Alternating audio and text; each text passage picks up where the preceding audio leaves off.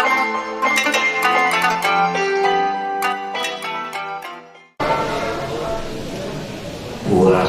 lemes ya, pagi-pagi lemas, makanya anak-anakku kurang semangat untuk menyambut salam.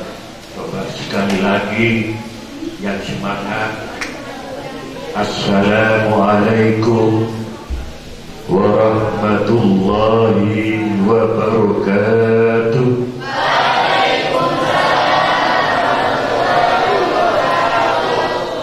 Bismillah, alhamdulillah, wassalatu wassalamu ala rasulillah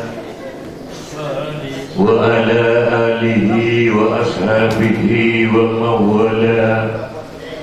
La hawla wa la quwwata illa billah.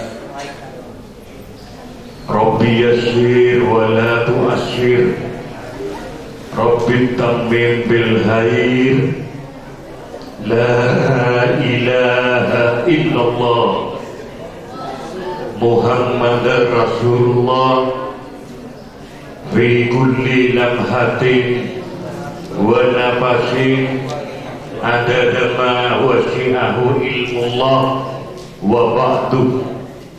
Al-mukarramun para alim, wabil khusus Kepala Mansatu Probolinggo, wabil khusus semua Dewan Guru yang hadir pada pagi hari ini,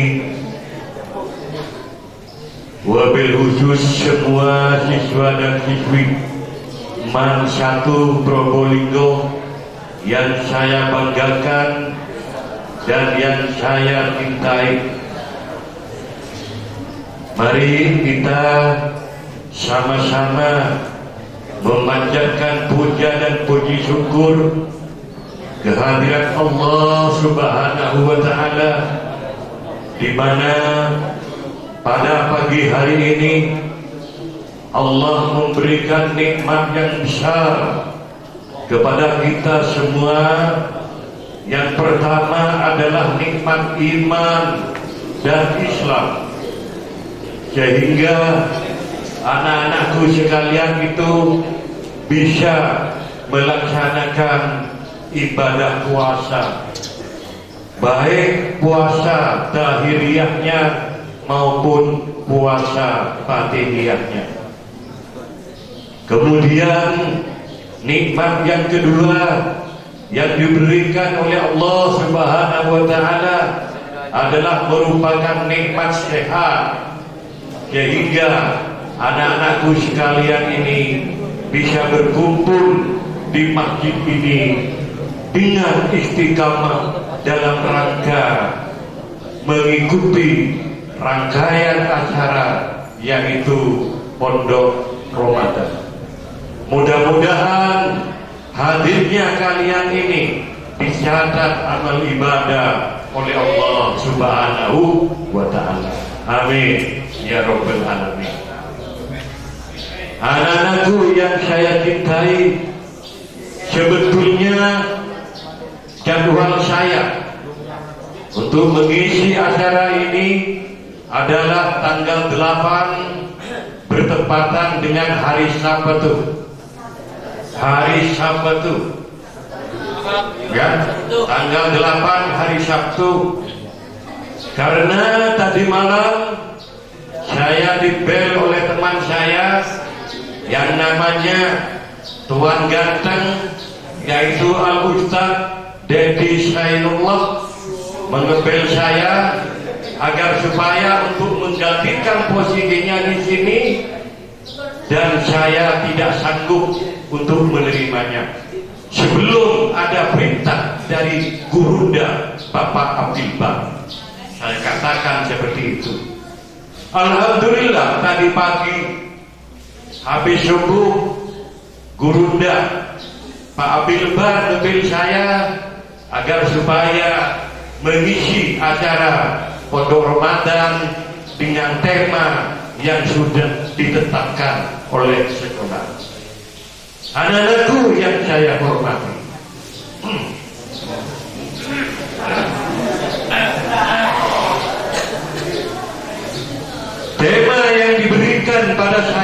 itu adalah masalah salat Jumat. Salat Jumat. Kita cuma mengenal salat Jumat.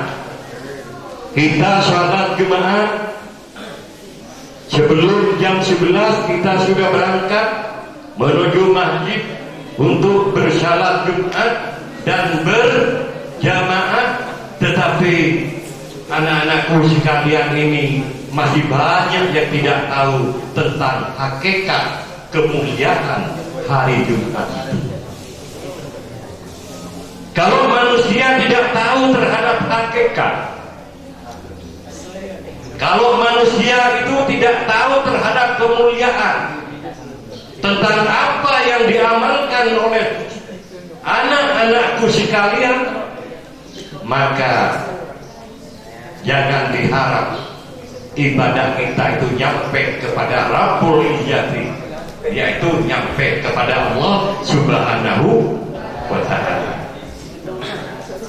Sebelum itu saya akan menjelaskan tentang masalah salat Jumat.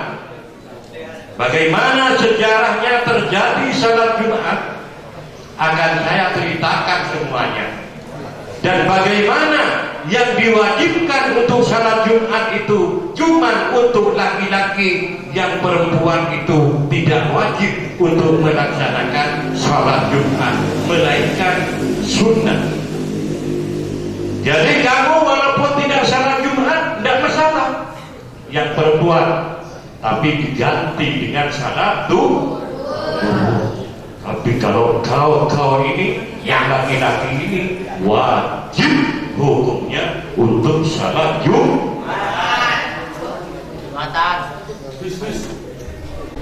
Apa? Bahaya.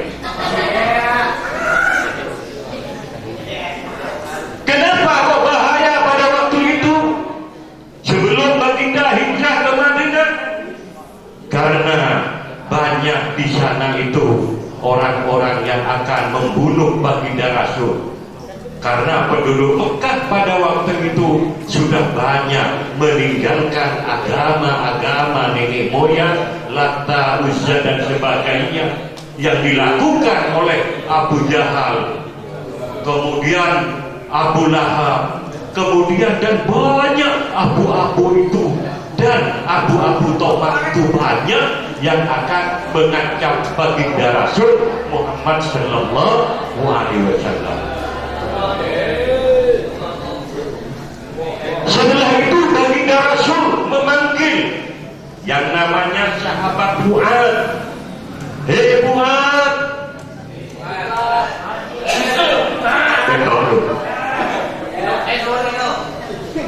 kau dan aku saya utus ke Mekah untuk menemui seorang sahabat Ansor yang namanya As'ad bin Surah. Dia seorang sahabat Ansor yang pertama kali masuk Islam. Kemudian sampaikan Quran pada beliau agar supaya beliau melaksanakan salat Jumat, karena kami tidak bisa melaksanakan Jumat di sini karena pengintaian orang-orang Quraisy yang siap untuk menyembelih saya.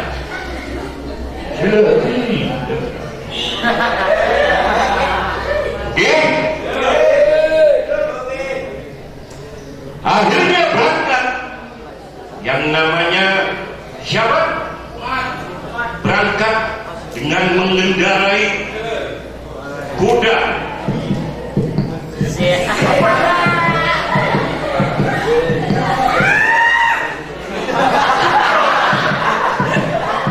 Ini kudanya.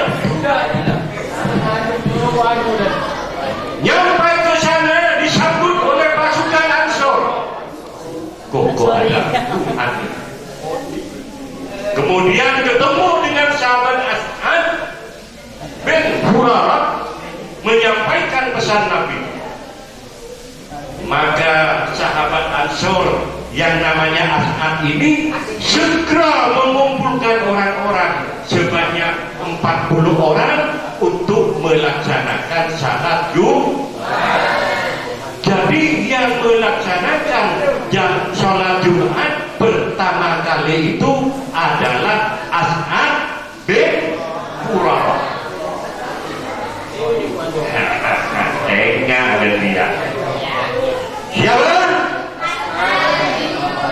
Oke. Siapa bos?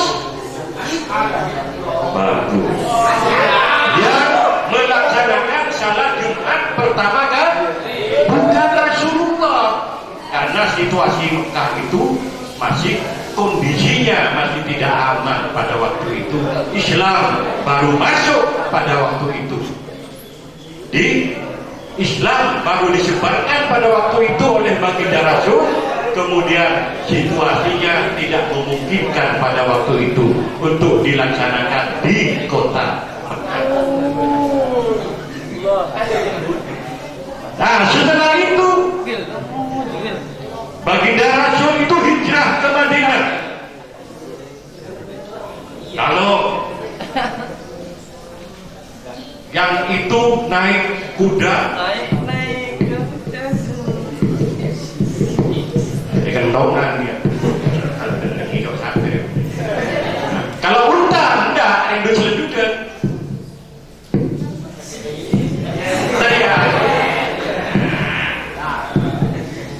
Rasulullah datang ke sana, kemudian 7 kilo sebelum masuk kota Madinah, maka Rasulullah itu tinggal di Kufa dulu, membangun masjid di Kufa. Yang dibangun pertama kali masjid di situ. Setelah selesai pembangunannya, masuk ke Madinah tepat hari Jumat, baginda Rasul memerintahkan kepada pasukan Ansor untuk segera melaksanakan sholat Jumat. Loh, kok cuma laki-laki baginda Rasul yang melaksanakan sholat Jumat itu? Kok diwajibkan pada orang laki-laki, kemudian yang wanita kok tidak diwajibkan? Gimana baginda Rasul? Pada waktu itu takut terjadi fitnah terhadap orang-orang Yahudi yang ada di Madinah pada waktu itu tentang masalah keberadaan Islam pada waktu itu. Jadi hukumnya wanita itu sunnah untuk melaksanakan sholat Jumat. Itu takut terjadi fitnah, karena wanita itu adalah manusia yang diberi oleh Allah Subhanahu wa Ta'ala, yaitu 2 keistimewaan yang diberi oleh Allah Subhanahu wa Ta'ala. Sudah, tidak usah diulang itu. Mengapa baginda Rasul Muhammad sallallahu alaihi wasallam kok menerima syariat yang bernama Jumat? Kalau orang Yahudi setiap minggu itu punya tempat berkumpul yang namanya hari Sabat setiap minggu. Pada waktu itu Islam masih belum muncul. Kalau orang Nasrani berkumpul setiap hari Minggu, setiap minggu sekali itu jatuh pada hari Ahad. Pada waktu itu Islam tidak ada. Maka banyak baginda Rasul itu kok agama-agama lain itu kok berkumpul setiap hari Minggu. Akhirnya datang wahyu dari Allah bahwa Islam itu akan ada perkumpulannya itu setiap hari Minggu itu adalah hari Jumat. bagaimana fadilahnya hari Jumat itu, bagaimana keutamaannya hari Jumat itu. Hari Jumat itu dinamakan hari Sayyidul Ayyam, artinya ratonah areh-areh, yang paling bagus daripada hari-hari itu yaitu hari Jumat, Sayyidul Ayyam, ratonah hari Jumat. Setiap doa-doa kalian malam Jumat itu baca selawat 1 kali, itu ditekan oleh Allah Subhanahu wa Ta'ala, pahalanya itu 10 kali, 1 kali setiap malam Jumat.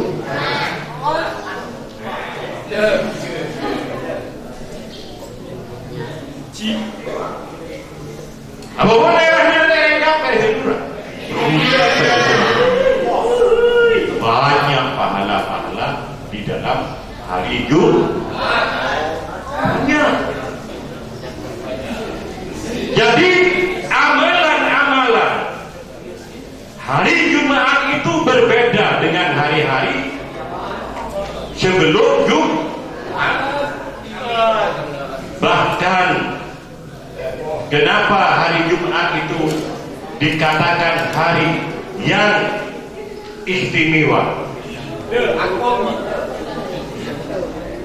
Dalam kitab Daqaiqul Akbar mengatakan bahwa Nabi Adam itu tercipta oleh Allah itu bertepatan dengan hari Jumat. Kemudian Nabi Adam merasa kesepian pada waktu itu karena tidak ada teman yang bicara.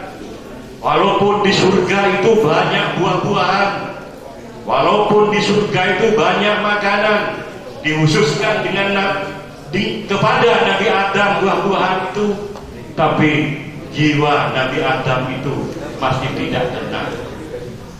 Kemudian diciptakan oleh Allah Subhanahu wa Ta'ala untuk tenang, untuk menenangkan hati Nabi Adam itu dari yakhruju min baini sulbi wa tara'ib, ngalaki dari tolak rasul. Nabi Adam itu diciptakan seorang wanita yang bernama Hawa, tepat pada hari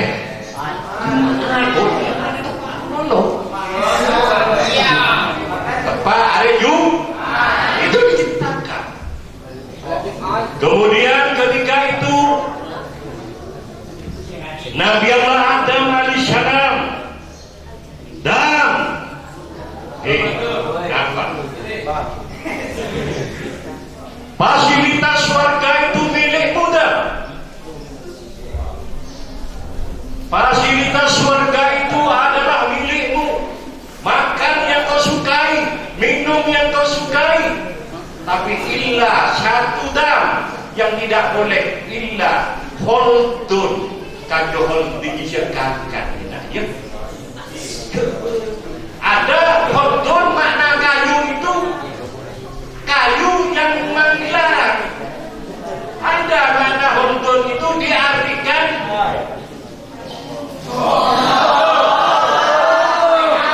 jadi ada dua tafsir ulama itu, ada illa khuldun, kayu khuldun itu memang kayu yang dilarang oleh Allah. Yang kedua, karena Nabi Adam itu, karena Allah menciptakan itu seorang teman yang berupa wanita, ada khuldun itu diartikan nih ada lain.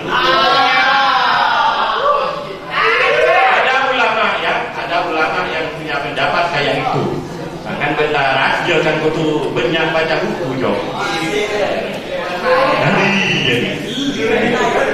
Jadi gelur. Khuldun ini.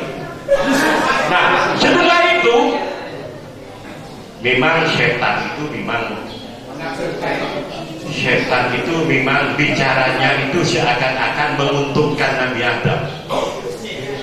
Seakan-akan menguntungkan Nabi Adam. Apa kata setan? Apa please? Perintah dari Nabi Allah. Iya, fasilitasnya kepisah kegiatan Nabi Allah. Sokakan kan Nabi Allah. Pas kita kita bagi apa? Tak baginya kan kaki holti. Oh gending betul, gending bang.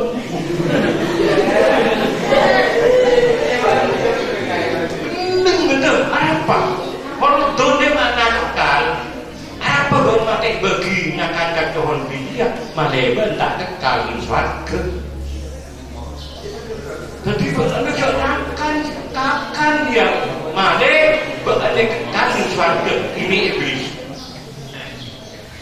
Nah sekarang banyak iblis gaya baru sekarang itu kalau bicara itu apa namanya menguntungkan orang lain, pada hakikatnya setelah diikuti maka orang lain itu akan terjerumus. Kenapa? Kita semua ini harus punya prinsip yang kuat. Apa? Iblis menyatakan kayak itu karena itu dilarang. Tak mampu iblis terhadap Nabi Adam, kemudian iblis itu datang kepada Siti Hawa. Kebenar kesilake ya wah. Nah karena Nabi Adam itu menyantai sang istri dan ada dorongan istri, maka kayu holti itu yang disebut holtun itu langsung esontok Nabi Adam. Sampai sehingga kada Bani Adam Siti Hawa yang makan duluan. Setelah Siti Hawa makan, sering tidak nyampai ke perut, ditegur oleh Allah, akhirnya jadi bebas.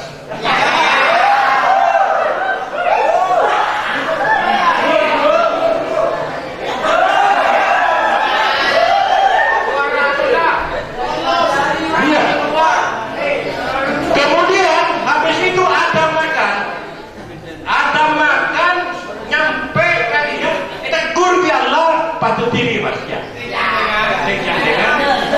Coba kau tanya bener binian dia bener canteng menang diriku. Itu ceritanya. Coba lihat wanita bener canteng nak. Ada boleh lagi iya ada canteng. Coba semua contoh pasien nomor 2 rosok neng bini dia sekiri dia mesti tak pada jadi sekanan karena yang rujukin bayi sulbi buat orang. Coba sudah dilihat tapi dengan di sini istrinya nanti ya coba dilihat itu tidak sama. Kemudian setelah makan diusir oleh Allah. Kau sudah melanggar apa yang saya larang pada kamu dah. Sekarang kok nyah di surga. Nyah di surga. Akhirnya Nabi Adam itu turun dari surga ke dunia, kemudian dengan jarak yang jauh antara Hawa dan Adam itu jauh jaraknya. Siti Hawa mencari Siti Adam, Nabi Adam. Tak pleset bulan pas. Nabi Adam mencari Siti Hawa. Pada negeri tanah Hais bin Lailah saling mencari sama dengan ceritanya Sainuddin dan Hayati dalam buku Tenggelamnya Kapal Panduwek.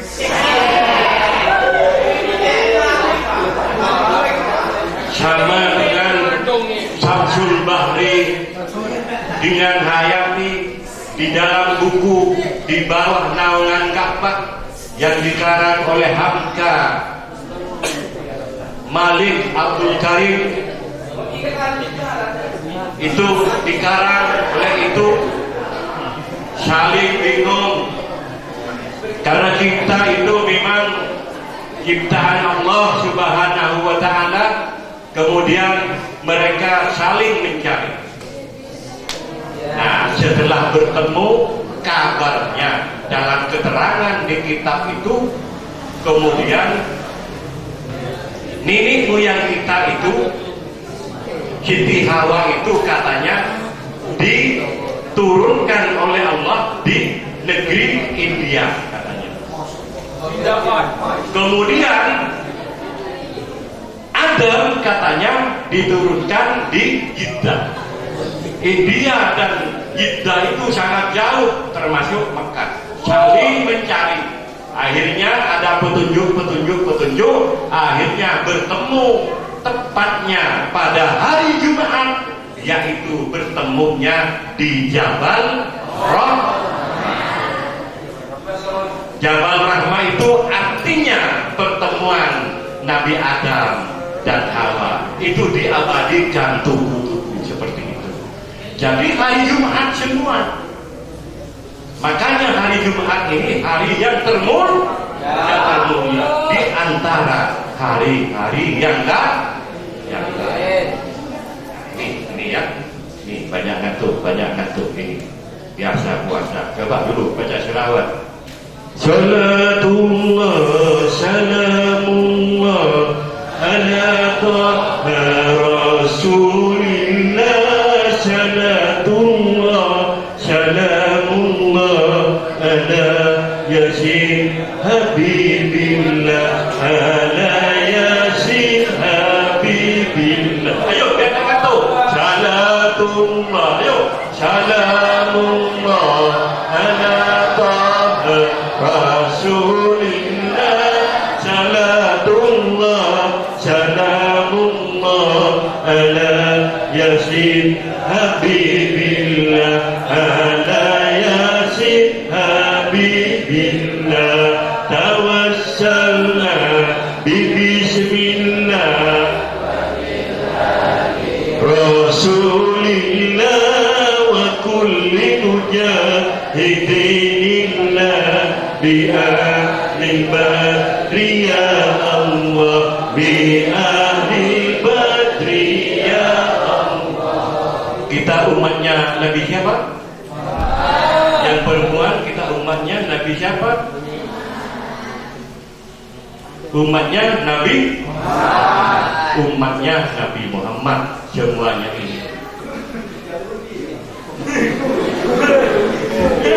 Murid laki bermurid bini sahaja umat Muhammad, sekobel salat Jumat kenai siksa kiamat, kenai siksa kiamat.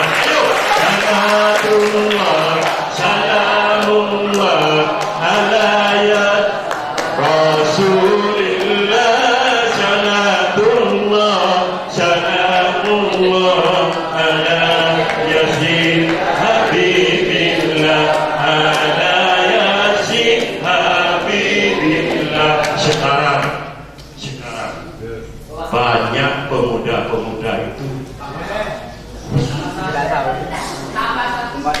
banyak ya. Untung kita masuk iman satu ini karena kita punya PT agama di dalam ya.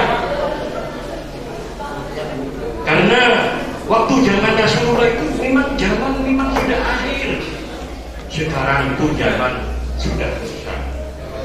Zaman mungkin zaman pun akhir, laki bini lebur ngalencir, sadeja tingkani doreng kafir, nikatan denang zaman pun akhir, nikatan denang zaman pun akhir. Ayo salatullah ala taha rasulillah, salatullah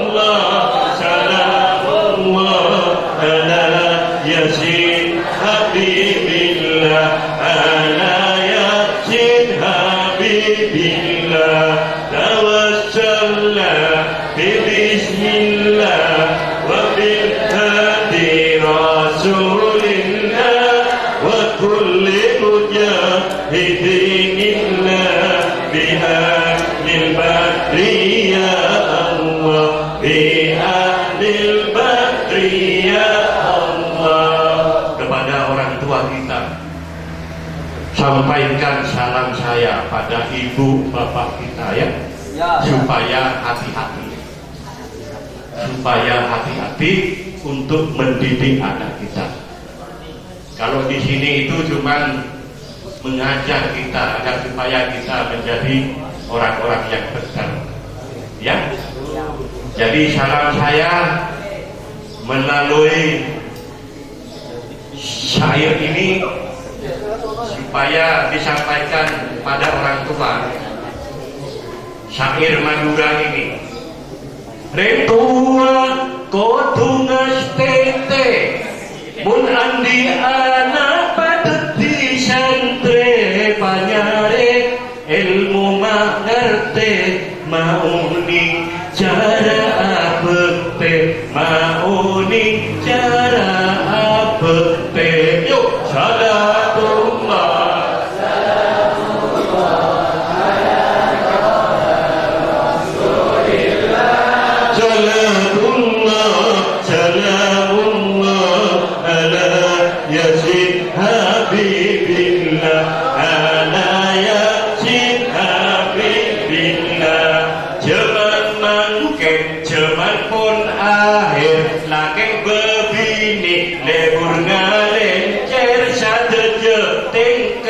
niloreng kafir nikatan dena jaman pun akhir nikatan dena jaman pun akhir. Yuk salatullah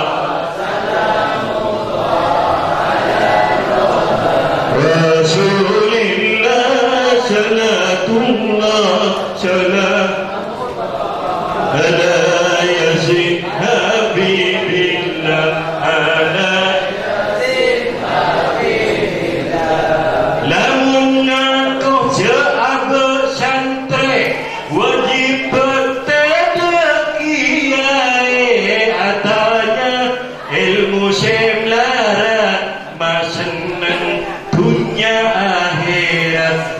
seneng dunia akhirat salatullah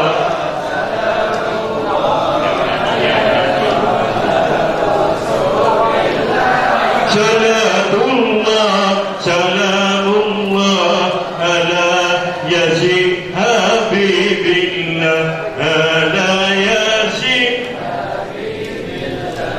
murid laki bermurid bini sateja umat Muhammad cetobeng asalat Jumat kengai seksa kiamat kengai seksa kiamat. Yuk salatullah ala taha rasulillah salatullah salamullah ala yasin habibillah ala yasin habibillah. Coba mohon maaf sebelumnya karena ini sudah jamnya sudah lebih ya punya terutama yang bagian putra, mohon maaf kalau tidak sesuai dengan apa yang saya sampaikan pada anak-anakku sekalian, wabil khusus yang putri saya mohon maaf yang sebesar-besarnya. Wabillahi taufiq wal hidayah. Wassalamualaikum warahmatullahi wabarakatuh.